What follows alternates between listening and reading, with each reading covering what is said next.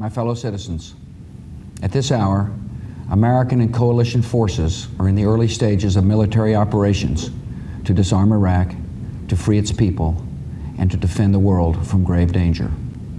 On my orders, coalition forces have begun striking selected targets of military importance to undermine Saddam Hussein's ability to wage war.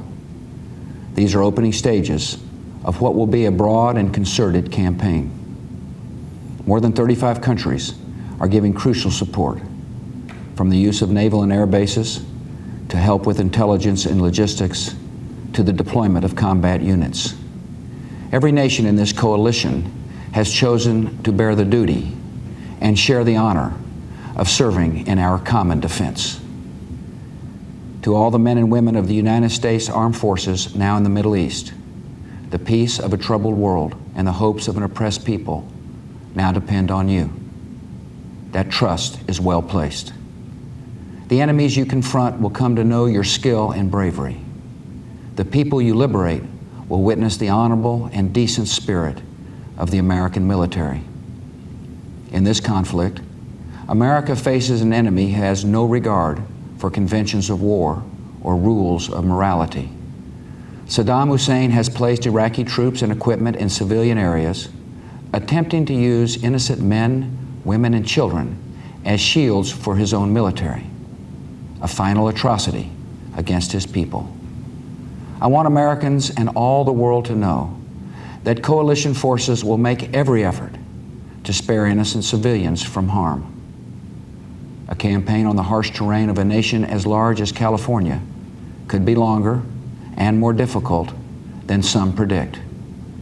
And helping Iraqis achieve a united, stable, and free country will require our sustained commitment. We come to Iraq with respect for its citizens, for their great civilization, and for the religious faiths they practice. We have no ambition in Iraq except to remove a threat and restore control of that country to its own people. I know that the families of our military are praying that all those who serve will return safely and soon. Millions of Americans are praying with you for the safety of your loved ones and for the protection of the innocent. For your sacrifice, you have the gratitude and respect of the American people. And you can know that our forces will be coming home as soon as their work is done. Our nation enters this conflict reluctantly, yet our purpose is sure. The people of the United States and our friends and allies will not live at the mercy of an outlaw regime that threatens the peace with weapons of mass murder. We will meet that threat now with our Army, Air Force, Navy, Coast Guard, and Marines, so that we do not have to meet it later with armies of firefighters and police and doctors on the streets of our cities. Now that conflict has come, the only way to limit its duration is to apply decisive force. And I assure you, this will not be a campaign of half measures, and we will accept no outcome but victory. My fellow citizens, the dangers to our country and the world will be overcome. We will pass through this time of peril and carry on the work of peace.